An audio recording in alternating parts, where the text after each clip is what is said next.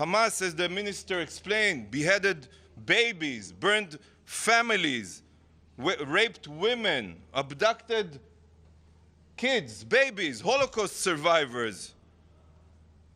And the SG is blaming the victim? You are blaming Israel? This is a pure blood libel. This is a pure blood libel, and I think that the Secretary-General must resign. Because from now on, every day that he is here in this building, unless he apologizes immediately, today we called him to apologize, there's no justification to the existence of this building.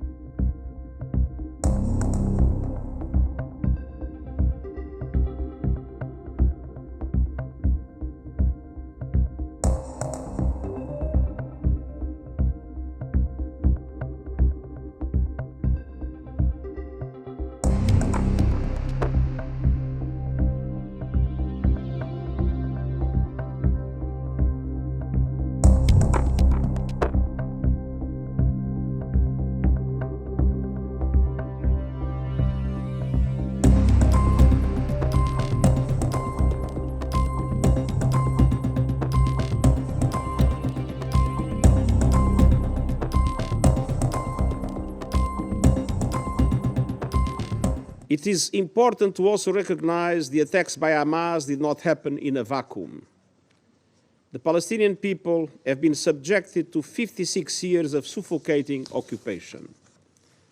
They have seen their land steadily devoured by settlements and plagued by violence, their economy stifled, their people displaced, and their homes demolished. Their hopes for a political solution to their plight have been vanishing. But the grievances of the Palestinian people cannot justify the appalling attacks by Hamas, and those appalling attacks cannot justify the collective punishment of the Palestinian people.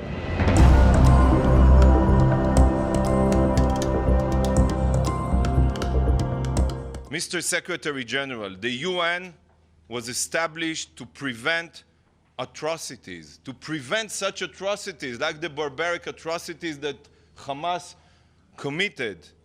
But the UN is failing. The UN is failing, and you, Mr. Secretary-General, have lost all morality and impartiality.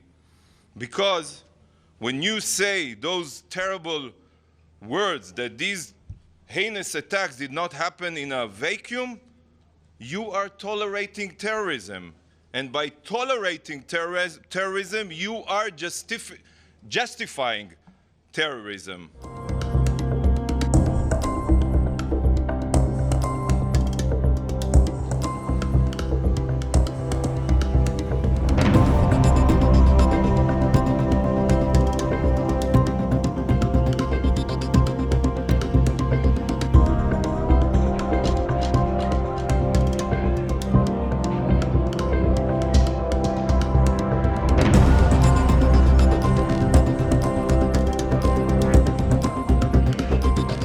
To ease epic suffering, make the delivery of aid easier and safer, and facilitate the release of hostages, I reiterate my appeal for an immediate humanitarian ceasefire.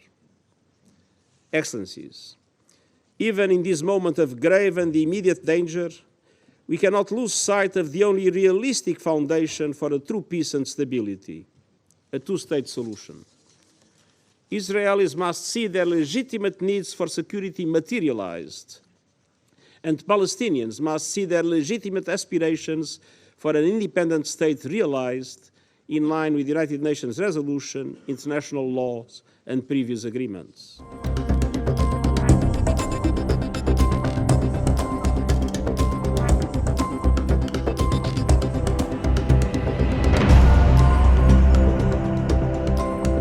The situation in the Middle East is growing more dire by the hour. The war in Gaza is raging and risks spiraling throughout the region. Divisions are splintering societies, tensions threaten to boil over. At a crucial moment like this, it is vital to be clear on principles, starting with the fundamental principle of respecting and protecting civilians. I am deeply concerned about the clear violations of international humanitarian law that we are witnessing in Gaza. Let me be clear, no party to an armed conflict is above international humanitarian law.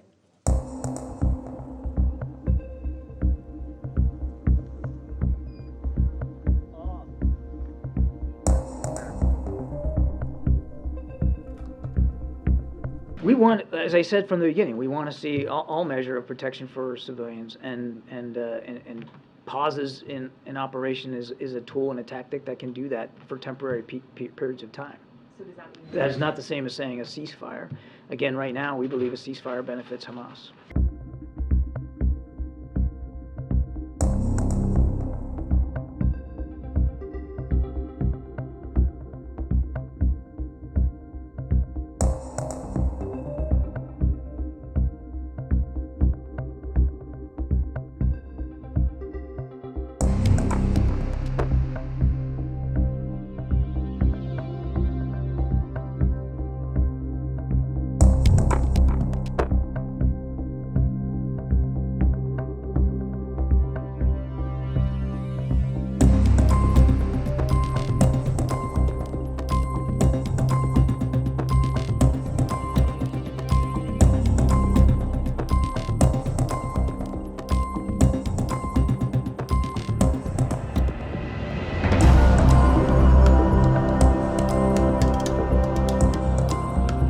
Hamas is worse than ISIS, and like Chancellor Scholz says, they are the new Nazis. There is not two sides at this moment. There is only one side to support in front of the aggression of ISIS. Therefore, I decided to cancel my meeting with the Secretary-General later on today, since we need a clear and loud voice in regards to what happened. We're here to say never again, and I would like to thank all the countries to come to support Israel, President Biden, Chancellor Scholz, President Macron, Prime Minister Meloni, and many others that understand that we are fighting for Israel, but we're also fighting for the entire free world.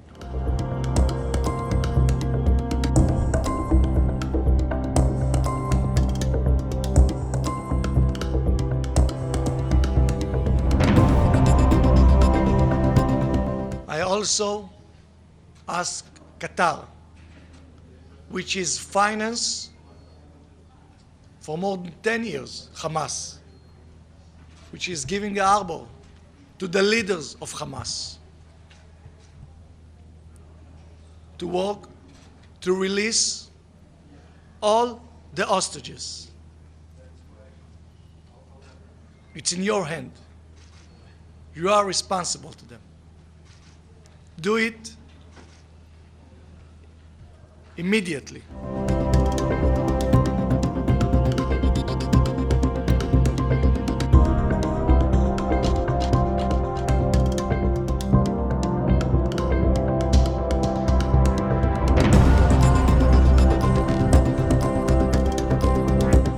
We are here today to stop the killing, to stop the massacres being committed against the Palestinian people. The ongoing massacres being deliberately and systematically and savagely perpetrated by Israel, the occupying power, against the Palestinian civilian population under its illegal occupation must be stopped. The Security Council has a duty to stop them. The international community is obliged under international law to stop them. It is our collective human duty to stop them. Now, continued failure at this Council is inexcusable.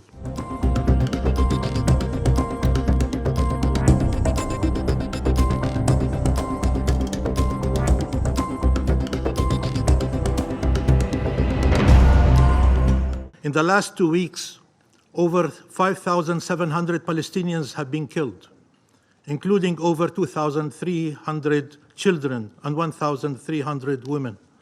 Compared to the population of Gaza, that is the equivalent of 145,000 British citizens or 700,000 US citizens. Almost all those killed by Israel are civilians. Over 1 million displaced, 170,000 housing units destroyed. Excellencies, only international law and peace are worthy of your country's unconditional support. More injustice and more killing will not make Israel safer. No amount of weapons, no alliance will bring to it security. Only peace will. Peace with Palestine and its people. The fate of the Palestinian people cannot continue to be dispossession, displacement, denial of rights, and death. Our freedom is the condition of shared peace and security.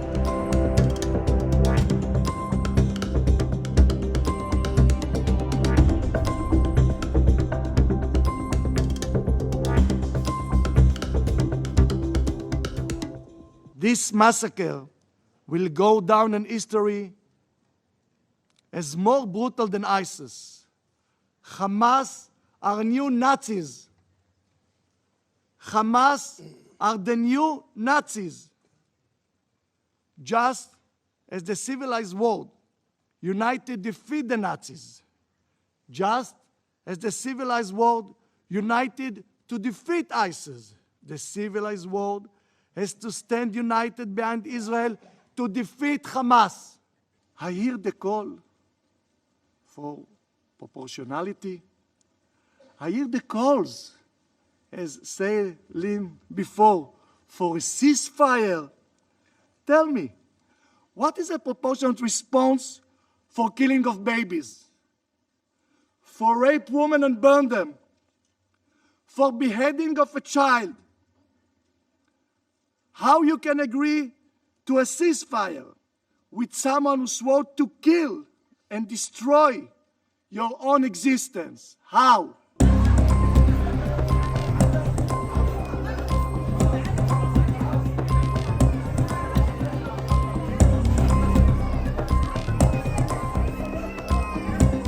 الحرب والسلم يبدأ من فلسطين. ألا يكفي منطقتنا حروباً؟ غزة اليوم هي عاصمة العالم، ترحل كل الأنظار نحوها، لا تسقط في اختبارها، فيها شعب أبي جبار تحمل ما لا يتحمله بشر، كفى عذاب وقتل وظلم، لتحيا غزة وتحيا فلسطين وتحيا الحرية لكي يحيا السلام. وشكرا.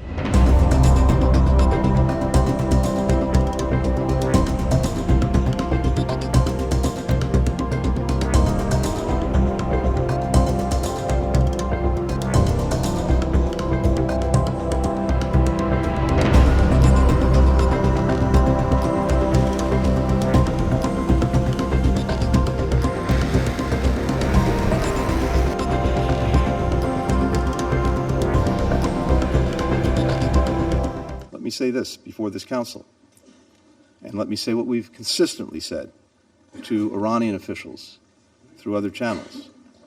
The United States does not seek conflict with Iran. We do not want this war to widen.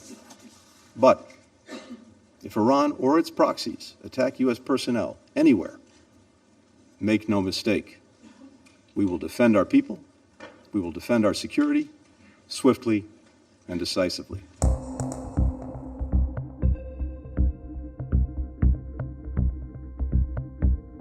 Their loved ones must be released immediately, unconditionally, and every member of this council, indeed, every member of this body, should insist on that, insist on that, insist on that. We're grateful to Qatar, to Egypt, to the ICRC for helping secure the release of 4 of Hamas's hostages. But at least 200 more, and again, from many of our nations, are still in the grip of Hamas.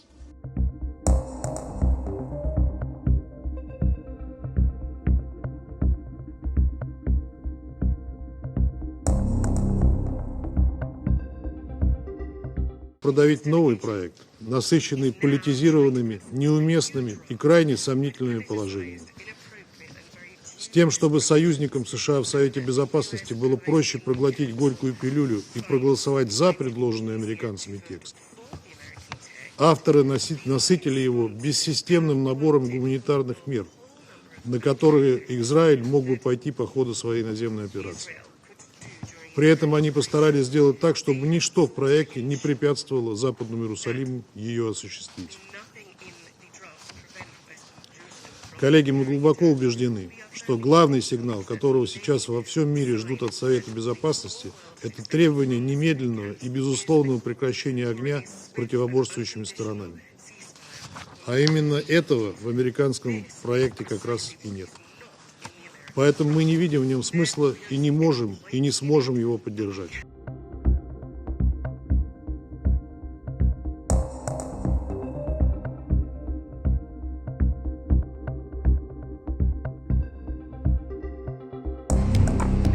Составленный на основе апробированного гуманитарного языка и вобравший важные элементы из американского, бразильского и первого российского проектов. Честно говоря, не видим причин, по которым члены Совбеза не смогут дать ему зеленый свет, разве только если прекращение огня и остановка этого нового витка насилия в их плане вообще не входит.